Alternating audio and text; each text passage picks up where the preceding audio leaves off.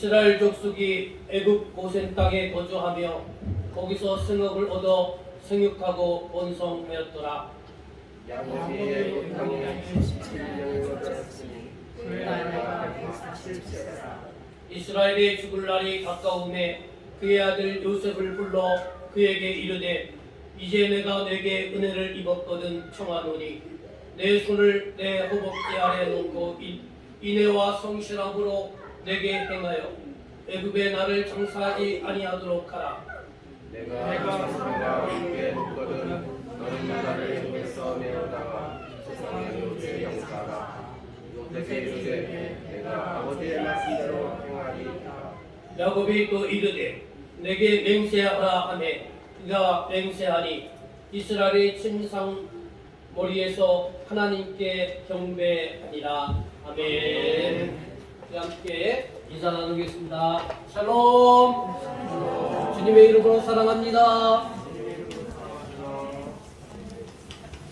오늘 또 찬양 우리 문선 권사님, 우리 정준혁 집사님 두 분이 또 찬양을 하니까 또 수준이 확 좀 올라간 것 같습니다. 음악 교훈 줄 알았어요, 제가. 귀가 열리고 눈이 열리고 그렇습니다. 감사드립니다.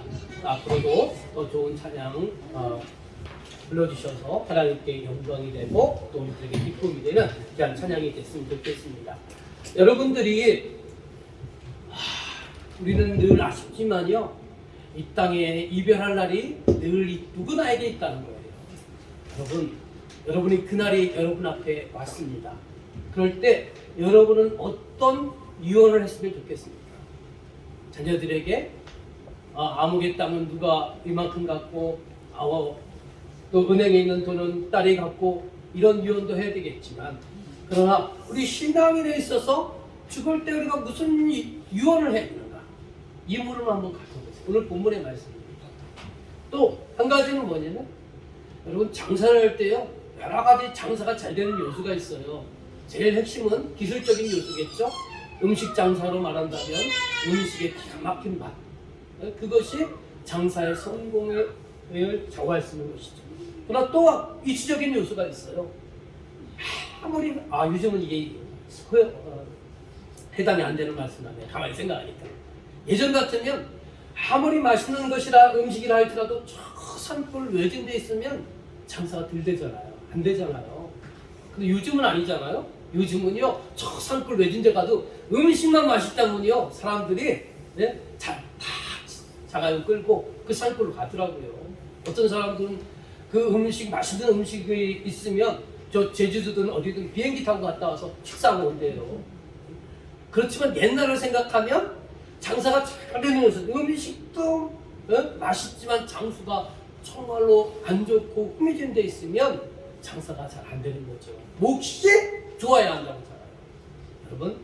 여러분의 사는 곳에 정말 장사라고 하면 그 몫이 중요하고, 또 여러분들이 또 우리 미신적 요소가 있잖아요. 내가 아무개 집에서 그걸로 이사를 가는데 그곳에서 가니까 자녀들도 잘 성장하고 또 맡기는 일도 없고, 한마디로 이 미신적인 요소, 터가 좋은 데가 있어요. 그런 데 있으면 여러분 그 터가 좋다고 생각하는 그곳을 다른 사람들이 팔고 싶으니까 안 팔고 싶으니까, 네? 안 팔고 싶죠, 그렇죠? 그렇습니다. 그런데 그 터가 아무리 좋은 곳이라 할지라도 떠날 수 있는 그런 용기가 있어야 해요. 또 떠나야 할, 반드시 우리 기독교인에게 있어서 내가 이 땅이 하나님 여기가 좋습니다, 여기서 천년만년 살고 싶습니다, 그렇게 내가 사는 가정이 좋고 내가 함께 사는 배우자가 좋고 내 자녀들이 정말 효자라서 효녀라서 좋고 그런다 할지라도, 우리가 아무리 좋은 것이라 할지라도 우리가 언젠가는 그것을 떠나야 한다는 거예요.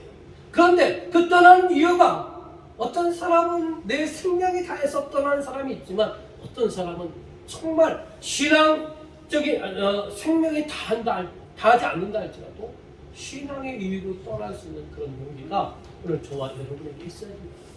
자, 우리 본문 말씀으로 돌아가도록 하겠습니다. 여러분 주보를 참고하시길 바랍니다. 주보 뒤에 말씀이 기록되어 있는데요, 이걸 참고해 주시길 바랍니다.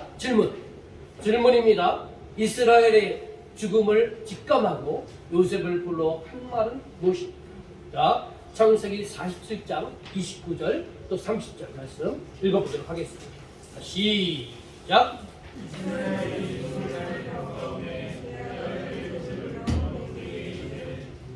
애굽에 나를 장사하지 아니하도록 하라. 내가 조상들과 함께 거든 너는 나를 애굽에서 메어다가 조상의 묘지에 장사하라. 요셉이 이르되 내가 아버지의 말씀대로 행하리이다. 자, 이스라엘, 야곱이라고 했죠? 야곱이 후에 이스라엘로 바뀐 거잖아요. 이스라엘이 죽음을 직감하고 요셉을 불러서 한 말이 뭐예요? 무슨 말을 했어요? 애굽에 나를 여기 애굽에 장사하지 말고 여기다 묻지 말고 어디다 묻으라고요? 조상의 묘지. 조상의 묘지는 어디에 있느냐면 애굽 땅이 아니라 저 가나안 땅에 있는 거예요. 가나안 땅에 나를 묻어달라고 부탁을 하고 있습니다. 야곱은 이 기근 때문에 어쩔 수 없이 이 애굽에 내려와서 5년의 그 기간을 잘 버텼고 또 그 이후로도 저 17년 동안 이 애굽에서 잘 살아가면서 생육하고 번성하고 날마다 즐겁고 복된 날들이 지속되었다는 것입니다.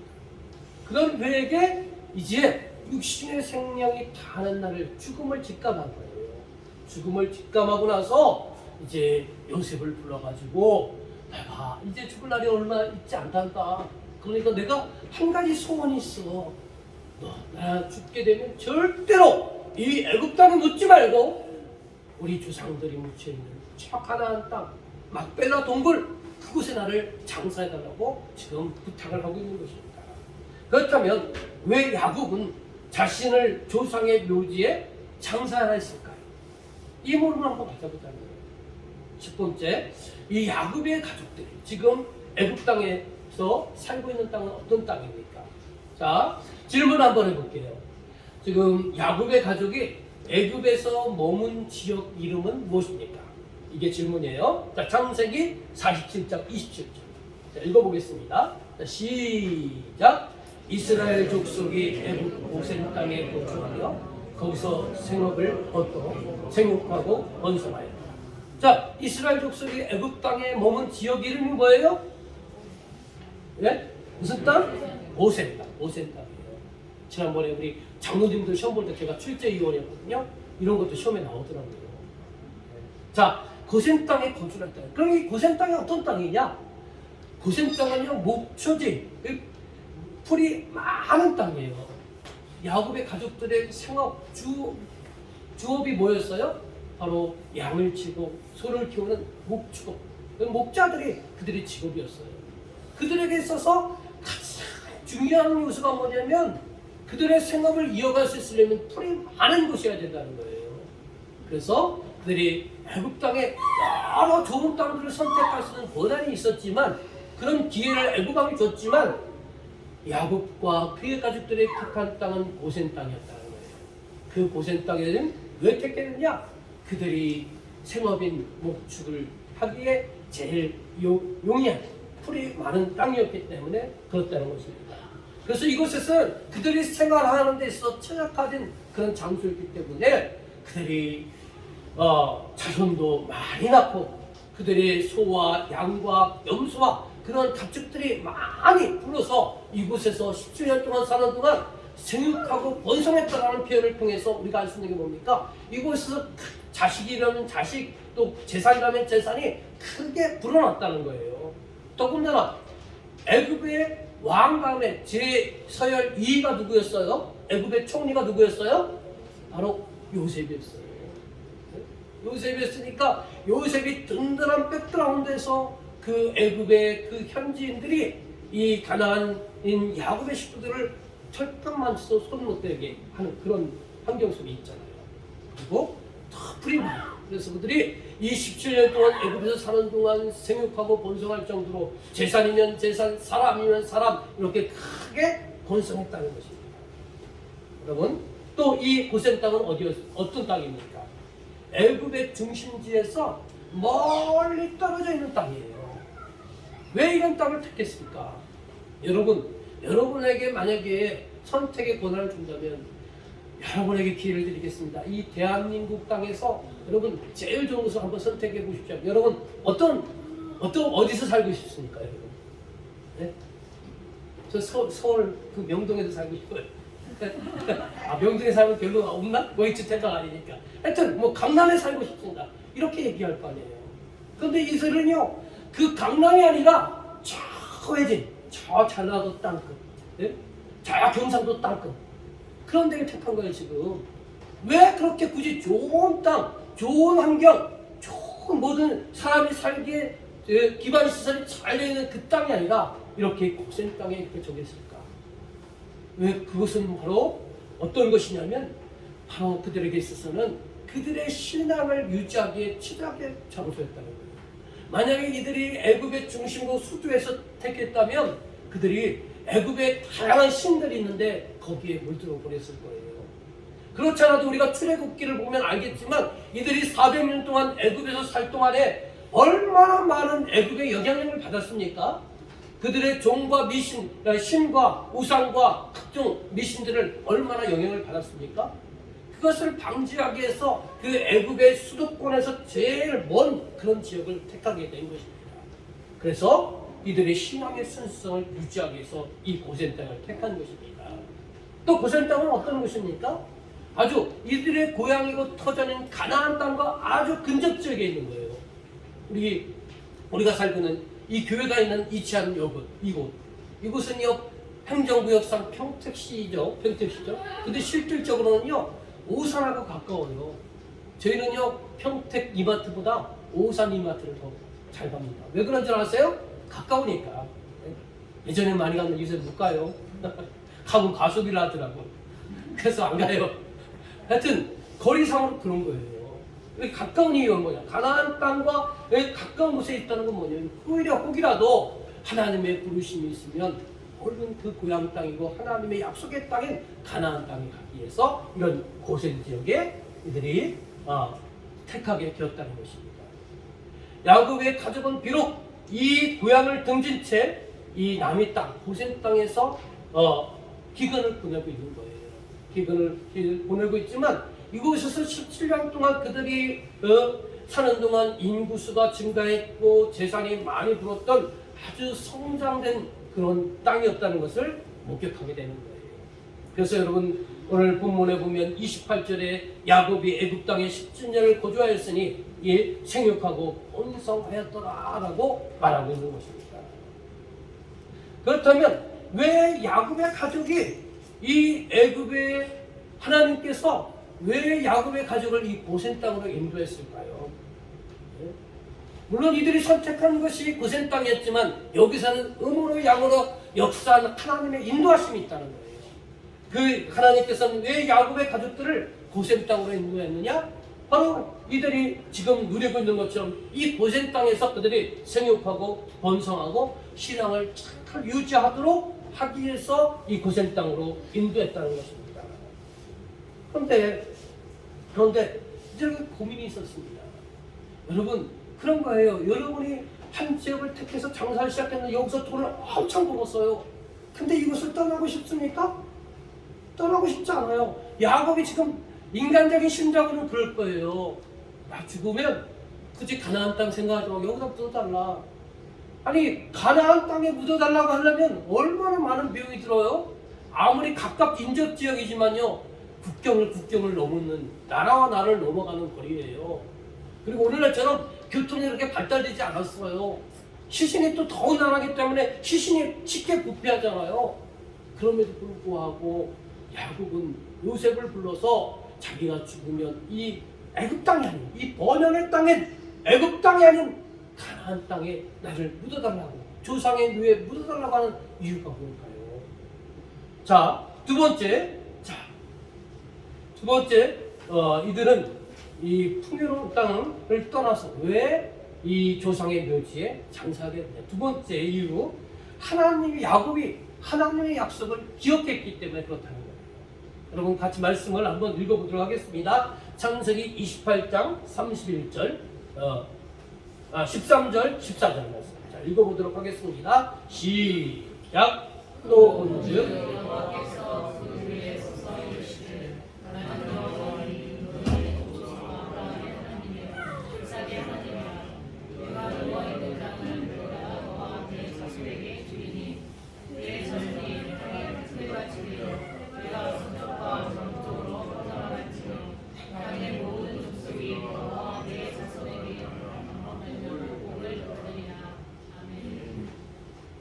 말씀, 야곱은요 그 고생 땅에서 사는 17년 동안 사는 동안 생육하고 번성하고 크게 불을 이루는 것을 지금 눈으로 목격하고 있는 거예요. 그 곰곰이 생각했어요. 하나님께서 우리는 처음에는 이 애굽에 내려올 때는 단지 기근 때문에 식량 때문에 왔는데 이곳에 와서 17년 동안 사는 동안 큰 부귀와 영화를 누리고 큰 번성을 누렸는데 이 이유가 뭘까? 야곱은 곰곰이 생각하는 것입니다. 그러다가 그의 머릿속에 스치는 것이 있었어요. 이 번성의 이유가 뭐였을까? 바로 여러분이 읽으셨던 말씀. 그 읽으셨던 말씀은 뭐냐면 야곱이 그 옛날 형을 속에서 장자권의 축복을 받고 형이 화가 나서 야곱을 죽이려고 할 때 야곱이 너무나 겁이 나가지고 고향을 떠나서 외삼촌 라반의 집으로 갔을 때 첫날 밤 그 들에서 불안과 초조와 온갖 염려 속에서 두려움 속에서 떨며 보냈던 첫날 밤 옛 지역의 이름으로는 누스고 또 개명된 이름으로는 베델의 그 지역에서 첫날 밤 지낼 때 하나님이 찾아오셨고요. 하나님이 그 야곱에게 한 약속이 있잖아요. 야, 야곱아 두려워 말라. 내가 늘 너와 함께 할 것이다. 내가 네게 허락한 어떤 것이든 그것이 다 이룰 동안 내가 너를 떠나지 않을 것이고 너와 함께 할 것이고 네가 고향 땅 지금은 외삼촌 집으로 가지만 고향 땅이 다시 가나안 땅에 돌아올 때까지 내가 너를 떠나지 아니하리라. 그렇게 약속을 하셔요. 그러면서 그렇게 함께 하겠다는 약속을 하면서 지금 약속하고 있는 게 여러분이 읽으신 말씀이에요. 그 약속이 그 하나님과 야곱과의 사이에서 약속에 보면은 먼저 하나님께서는 자신을 어떻게 소개를 하고 있느냐면 아브라함의 하나님, 이삭의 하나님이라고 자신을 소개하고 있어요. 그것은 뭐냐면 그 야곱을 기준으로 했을 때 그 할아버지 아브라함 그때도 하나님과 맺었던 그 언약이 또 그의 아버지인 이삭에게 흘러갔고 또 이삭과 맺었던 하나님의 약속이 지금 야곱에게 흘러가서 하나님은 야곱아 내가 너와 언약을 맺고자 한다는 거예요. 그래서 하나님은 나는 하나님이다 이렇게 부른 게 아니고 아브라함의 하나님 또 이삭의 하나님이라고 이렇게 부른 거예요. 그러면서 어떤 약속을 했느냐? 그 약속이 너희 조상들과 한 약속이 있고 그것은 아브라함, 이삭, 야곱 너에게도 이어지는데 그 약속이 뭐냐? 여러분이 읽으신 말씀 밑주신 걸 다시 보세요. 밑줄 찍어보니까 내가 누워있는 땅을 내가 너와 내 자손에게 준다는 거예요. 무슨 약속을 했어요? 땅을 주겠다는 약속. 그 다음에 14절에 내 자손이 땅에 티끌같이 되어 무슨 약속을 했어요? 자손의 본성의 약속을 했어요. 이 약속을 처음 맺었던 게 뭐냐면 아브라함과 하나님과 아브라함 사이에 맺었던 언약이에요. 이 언약이요 아브라함이 죽고 나서 그의 아들이었던 이삭에게 전해졌고요. 또 이삭이 죽고 나서는 누구에게 그 하나님의 언약이 계승되느냐면 야곱에게 지금 계승이 되고 있다는 것입니다. 바로 땅과 자손의 약속. 야곱이 생각해보니까 지금 이 고생 땅에서 번영을 누리고 생육하고 번성하는 그 이유는 뭐냐? 하나님께서 그 옛날 내가 아무것도 없을 때 도망자 신세일 때 약속했던 그 약속이 지금 이루어지고 있는 현실적으로 이루어지고 있다는 것을 느끼게 된 거예요. 그래서 고생 땅에서는 자손이 많이 번성했어요. 재산도 많이 늘었어요. 근데 그 약속에 의하면 아직 이루어지지 않은 것이 있었어요. 뭐가 안 이루어졌어요? 자손의 본성의 약속은 지금 이루어지고 있잖아요. 근데 한 가지 또 약속 무슨 약속했다고 했어요? 땅의 약속. 근데 자기가 생각해보니까 땅의 약속은 이루어지지 않고 있어야지. 이 애굽 땅은 그런 약속의 근거에서 판단해보건데 이 애굽 땅은 그들이 거할 땅이 아니에요. 그것이 아무리 터가 좋고 풀이 많고 그래서 양을 키우고 소를 키우고 염소를 키우는데 부족함이 없고 또 그들이 많이 번성하고 자손도 순풍순풍 나와서 번성하지만 그러나 아무리 좋은 땅이라 할지라도 아무리 터가 좋다 할지라도 아무리 형통한다 할지라도 이곳은 하나님이 나에게 약속한 우리 조상들과 약속한 그 땅이 아니라는 거예요. 그래서 그는 판단하기를 이곳은 좋은 땅이지만 우리가 영원토록 내 후손 대대로 정착할 땅이 아니라는 것을 판단을 했다는 것이죠.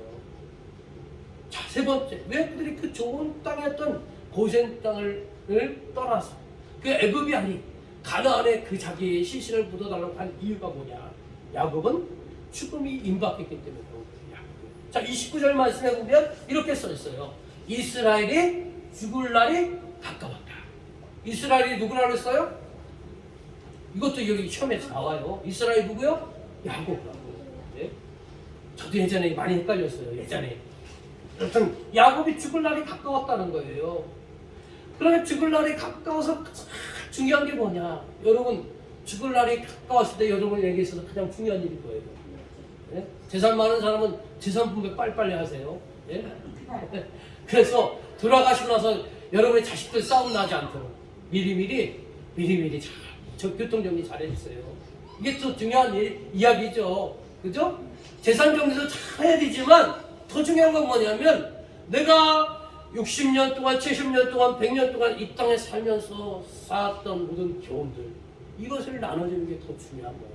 더 중요한 건 뭐냐? 내가 이 100년 동안 살면서 하나님을 만났고 하나님의 은혜를 체험했고 하나님의 말씀과 뜻이 무엇인지를 내가 분별해서 그 뜻을 자식들에게 물려주는 것, 한마디로 신앙의 유산을 물려주는 것이 가장 중요하다는 거예요. 야곱이 생각했을 때 그런 거예요. 곰곰이 생각하다 보니까 자기가 이제 육신의 기가 다해서 죽을 날이 임박했다는 것을 느꼈어요. 그래서 그가 참 중요한 거 생각한 건 뭐냐? 재산도 중요하지만 땅도 중요하지만 하나님이 나를 택하시고 조상들에게 한 약속이 나를 통해서 계승하도록 한 그 언약, 하나님의 언약, 약속, 그리고 그 하나님의 언약 백성으로서 지켜야 할 의무, 이것을 자녀들에게 잘 전달하는 것, 언약 계승이 정말로 중요하다는 것을 그가 깨달았다는 거예요.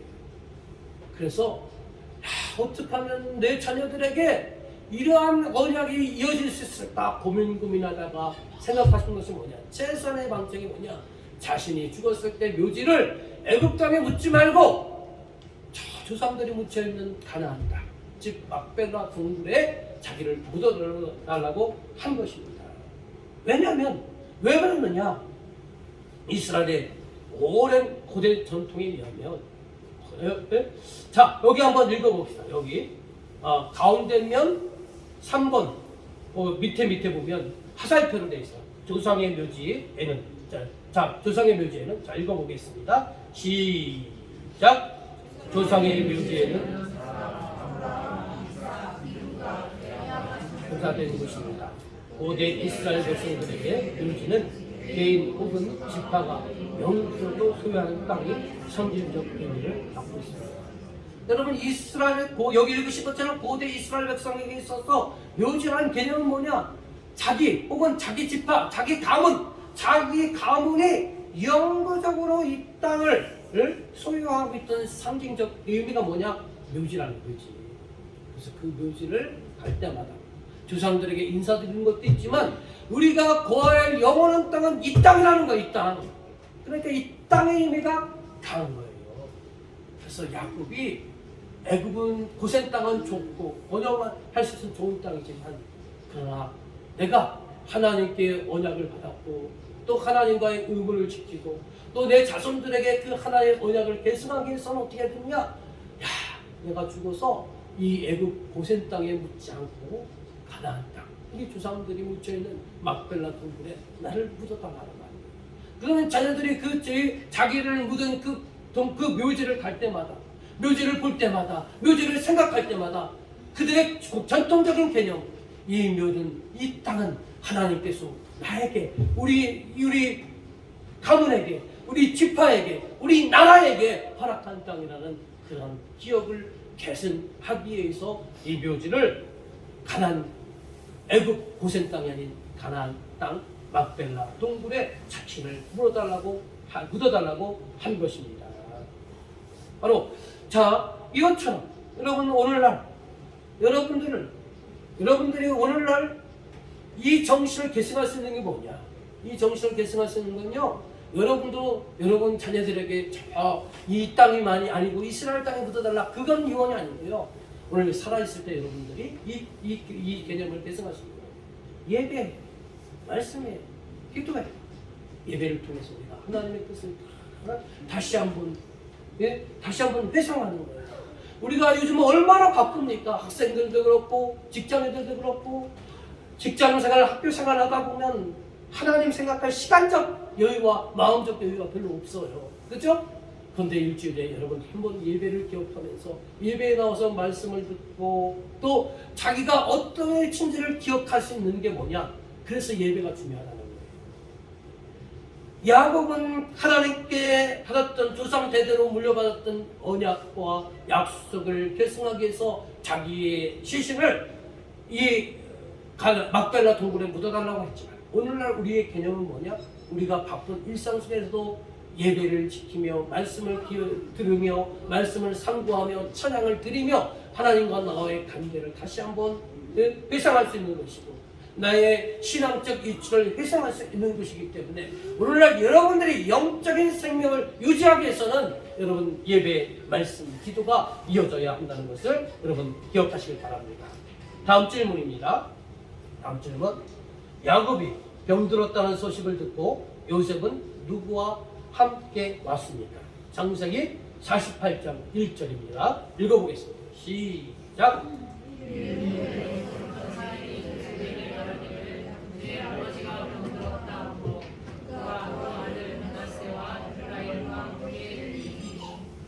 예, 요셉이 자기 아버지가 이제 병들었다는 소식을 듣을 때 직감한 거죠. 가뜩이나 몸이 연약해서 죽을 때가 임박해서 나 저기 가나안 땅에 묻어달라 이렇게 했고 또 그래서 가지고 이제 사람을 붙여서 아버지를 돌보게 했는데 그 사람을 돌보게 한 그 사람이 소식이 연락이 왔는데 아버지가 병들었다는 거예요. 그 소식을 들었을 때 직감한 게 뭐였을 거예요? 때가 됐구나 이런 것을 직감한 거예요. 그랬을 때 아버지를 뵈러 올 때 자기 혼자 왔어요? 누구하고 함께 왔어요? 네, 두 아들. 그 아들 이름 뭐예요? 므낫세와 에브라임. 그러면 여러분 또 물음표를 갖는 거예요. 요셉이 이 두 아들들을 데리고 온 목적이 뭐냐는 거예요. 첫 번째는 자기 아버지, 자녀에게 있어서는 할아버지 마지막 가는 길에 자녀들을 보여주기 위해서 데려온 것이죠. 이건 그냥 아주 소중한, 소수, 작은 이유예요. 그러나 이보다 더 궁극적인 목적이 있어요. 궁극적인 이유가 있어요. 그것은 뭐냐면 자기 아들들의 축복을 받게 하기 위해서. 요셉은요 늘 핸디캡이 있었어요. 뭐냐면 자기가 일찍이 고향을 떠나고 부모님을 떠나서 애굽으로 왔고요. 애굽에서 극적인 하나님의 은혜로 총리가 되었지만 아내를 택했는데 그 아내가 같은 민족이 아니었어요. 이 애굽의 제사장의 딸이었던 아스낫과 결혼했고요. 그 둘 사이에 낳은 자녀가 바로 므낫세와 에브라임이에요. 어찌 보면 순수 혈통이 아니잖아요. 이스라엘 순수 혈통이 아니에요. 그렇기 때문에 늘 핸디캡을 갖고 있고 또 한 가지 걱정은 뭐냐? 아버지와 혹이라도 이방의 여인과 결혼해서 자녀를 낳았기 때문에 내 자녀들을 진짜 손주로 인정하지 않거나 또 약속의 가문에 그들을 포함시키지 않거나는 그런 두려움이 막연하게 있었다는 거예요. 그래서 아버지가 죽기 전에 이 문제를 해결하고자 하는 마음으로 두 아들을 데리고 온 것입니다. 자, 다음 질문입니다. 다음 질문. 야곱은 요셉의 두 아들을 누구의 것이라고 했습니까? 자, 읽어보겠습니다. 창세기 48장 5절 말씀. 자, 시작.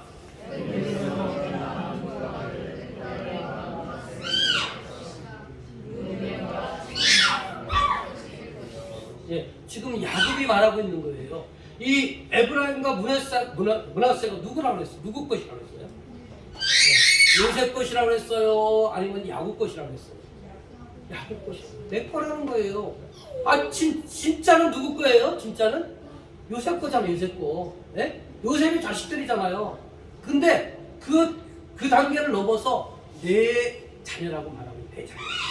이건 뭐냐? 한마디로, 예? 이 에브라임과 므낫세를 자기가 양자로 삼겠다는 거예요. 양자로. 왜 양자로 삼느냐? 바로 이제 야곱은 12아들이 있는데 그 12아들처럼 요셉이 이방인 여인과 결혼한 두 자녀를 다른 손자나 손녀들과 다름없이 똑같이 대우하고 똑같이 약속의 자녀로 삼겠다는 거예요. 양자로 삼겠다는 거예요.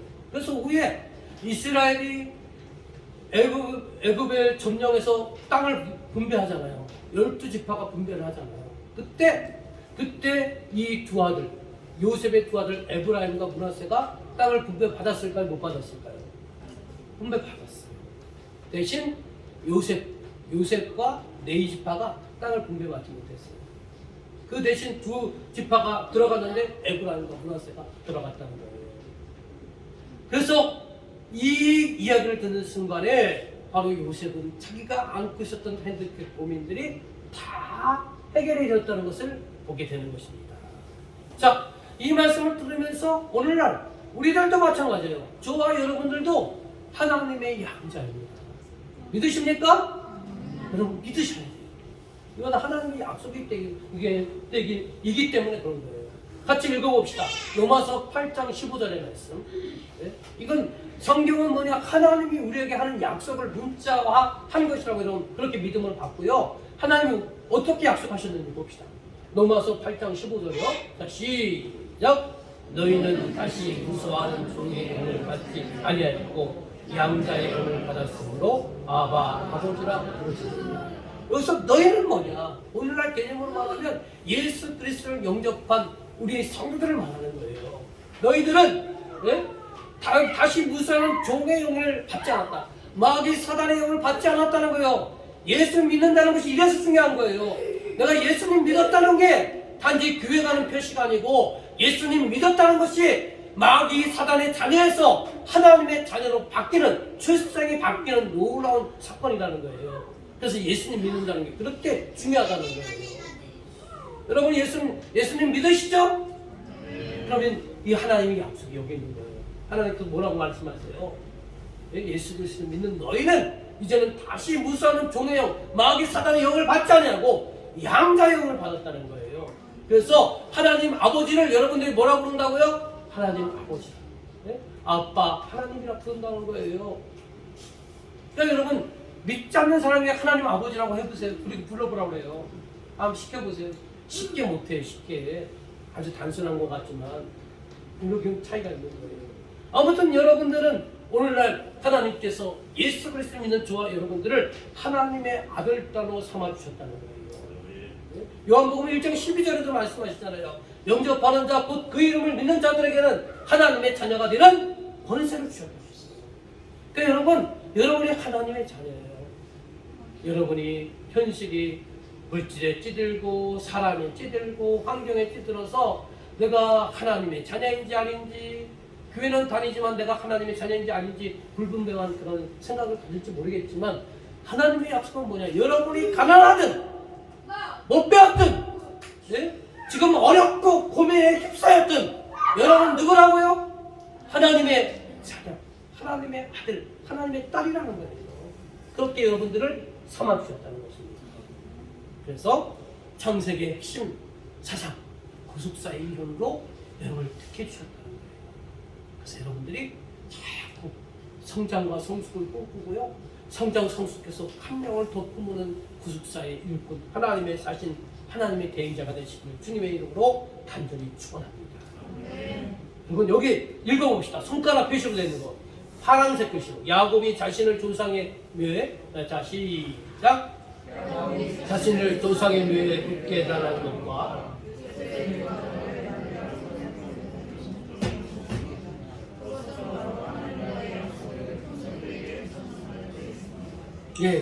야곱이 우리는 두 가지 부분을 가지고 오늘 한 거예요. 먼저 야곱이 자기의 죽음을 임박했을 때, 나 여기 애굽 땅에 묻지 말고 우리 조상이 있는 가나안 땅에 붙어달라. 이 부분 하나였고요. 또 후반 부분은 뭐냐? 야곱이 병들었다는 얘기를 듣고 요셉이 두 아들 데리고 찾아갔어요. 찾아간 궁극적인 목적이 뭐냐? 이 아들에게도 비록 이방인 여인의 피가 섞였지만 축복의 계승자가 전승자가 되게 해달라는, 허락해달라는 말은 그렇게 하지 않았지만 그런 간절한 바람이 있었던 거예요. 그러니까 이 공통점이 뭐냐? 하나님과 맺었던 그 약속을 후손들에게 전승하는 것이 바로 두 가지 사건의 공통점이라는 거예요. 그래서 이들이 신앙이면 신앙, 또 가족에 있는 가풍, 또 물질이면 물질에 부는 부업, 또 여러 가지 인격의 대물림이 그렇게 되기를 바라는 마음으로 이렇게 했다는 거예요. 여러분, 여러분들도 좋은 신앙의 유산을 여러분의 자녀들에게, 후손들에게 물려주는 그런 사람이 되시길 바랍니다. 우리는 죽고 나면요, 그 영향력이 여러분 자녀들에게 반드시 흘러가게 돼 있어요.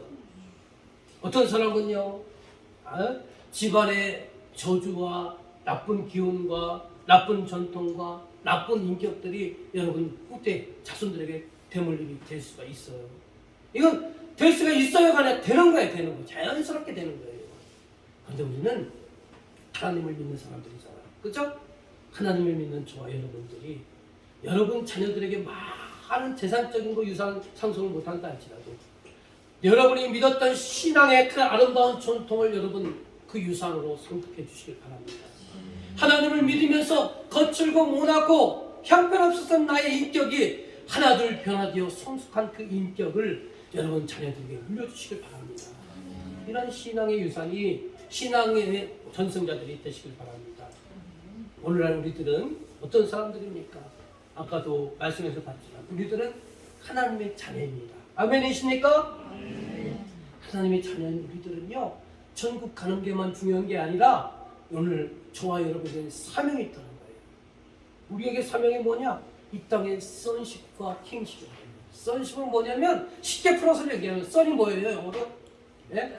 아들인데 더 넓은 개념은 자녀를 이어가는 거예요. 네? sonship. 그런데 육적인 자녀를 낳는 의미도 있지만 더 큰 의미는 sonship은 뭐냐면 여러분들이 신앙의 많고 적음을 떠나서 예수님을, 하나님을 열심히 증거하고 전도해서 신앙의 자녀를 낳는 게 sonship이에요. sonship. 그런 sonship을 위해서 여러분 어떻게 하시겠습니까? 자꾸 복음을 전하는 거예요. 예수님을 전하는 거예요. 그리고 여러분이 예수님 전할 때 부끄럽지 않도록 여러분 신앙의 인격을 여러분 성숙시키는 거예요. 그게 sonship이에요. 네? 그리고 킹십은 뭐냐? 킹십은 킹은 왕이잖아요. 왕은 뭐냐면 궁극적인 왕의 이치, 대통령의 이치는 뭐냐? 백성들 돌보는 거잖아요. 그렇죠? 여러분이 sonship을 통해서 한 자녀를 양육했고 품었다면 킹십은 뭐냐? 돌보는 거예요. 교회만 딸랑 데려오는 게 아니고 그들의 모든 것들을요, 일거수일투족을 관찰하고요, 그들이 약하고 힘들고 어려운 부분들을요, 여러분이 도울 수 있는 모든 것들을 다 동원해서 그들을 위로하고 격려하고 도와줘서 그들을 일으켜 세우는 것이 뭐라고요? 킹십이라는 거예요. 그래서 우리의 사명은 뭐냐? 바로 하늘나라에 가는 게 목적이 아니고 궁극적인 목적이 아니고 우리는 sonship과 킹십을 통해서 이 땅에 하나님 나라를 확장해 나가는 것이 우리의 궁극적인 사명이고 목적인 것을 여러분 믿으시길 바랍니다. 또 구속사의 핵심은 뭐냐? 축복 전세판 축복 전세. 오늘 야곱이 자녀들에게, 요셉이 자녀들에게 그 하나님과 그들의 조상에게 맺었던 그 언약이 흘러가도록 하기 위해서 애썼던 모습을 우리가 살펴봤듯이 여러분 구속사의 핵심은 여러분들이 끊임없이 먼저 체험했고 알았고 하나님의 뜻을 만졌던 여러분들이 다른 사람들에게 그 축복을, 그 언약을 전승해 나가는 것, 축복 전승이 있어야 된다는 거예요. 이러한 사고와 이런 마음이 다른 사람들에게 대대로 그 대물림이 흘러가도록 해야 한다는 거예요. 그러기 위해서 여러분 축복 전승을 하기 위해서는 어떻게 되느냐? 여러분 그냥 되는 게 아니에요. 그냥 되는 게 아니에요. 절대로 여러분 우리는 아는 만큼 여러분 움직일 수 있고 아는 만큼 말할 수 있고 있는 만큼 쓸 수가 있는 거예요. 내가 고가의 외제차를 끌고 싶어도 내 재정이 통장에 겨우 100만 원이 있어. 그 사람이 어떻게 외제차 끌 수 있어요? 고가의 외제차 끌 수 있어요? 마음은 끌고 싶지만 실제는 형편이 안 되게 못 끄는 거예요. 그죠? 네? 그것처럼 여러분 이 축복 전승의 꿈을 여러분 가지셨다면 여러분 이 축복 전승을 해서 여러분 또 훈련 받으시고 또 준비하시길 바랍니다. 그래서 자꾸 은혜 받으려고 여러분 은혜를 사모하시길 바랍니다. 내가 귀가 어둡고 눈이 어두워서 성경을 못 읽는다 할지라도 하나님 주일날 딱 그 한 시간만이라 할지라도 목사님이 전하는 말씀이 들려지게 하시고 그 말씀이 깨달아지게 하시고 그 말씀이 은혜되게 해달라고 여러분 간절히 은혜를 사모하시길 바랍니다. 아멘. 그리고 기도, 여러분들이 우리는 기도의 모임이 따로 없어요. 또 예배 모임도 우리 주일 하나 딱 일주일에 2번밖에 없어요. 그래서 이제 사순절이 시작됐는데 우리가 사순절 특별 행사를 저희들 거의 안 해요. 잘 안 해요. 그러나 여러분, 여러분이 여기 살고 있는 그 현장에서, 환경에서 더욱더 하나님과 인격적으로 교제하고 더욱더 가슴 깊이 하나님을 사모하고 기도하면서 여러분들의 역량을 키워 가셔야 됩니다. 그래서 여러분이 뭔가 있어야 나눠줄 수 있는 거예요. 물질도 있어야 나눠주는 것이지만 여러분 하나님과 나와 관계 속에서 은혜 받는 것이 있어야 나눠줄 수 있는 것이고 내가 하나님을 체험하고 경험한 것들이 있어야 나눠줄 수 있는 거예요. 그래서 여러분 이 육신의 생명이 길지 않다고 했어요. 짧은 한계가 있는데 그 기간을 하나님께서 여러분에게 기회로 준 거예요. 우리는 반드시 죽으면 하나님 곁에 가지만 하나님과 정산할 날이 있다는 사실을 여러분 알고 계시잖아요. 그죠? 이 땅에서 펑펑 놀다가 아주 여유롭고 돈도 내가 어느 정도 있고 그런데 그런 거 그냥 자기만을 위해 쓰고 하나님의 허락한 것이라 생각 안 하고 하나님 나라에서 또 시간도 물질도 여러분의 모든 정성도 그렇게 그때 쓰여지도록 하나님 허락했는데 거기는 안 쓰고 자기 배만 채우고 즐거움만 추구하다가 그렇게 육신의 생명 닿으면 하나님 앞에 정산할 때 뭘 내밀 수 있겠어요? 아무것도 우리가 내밀 게 별로 없다.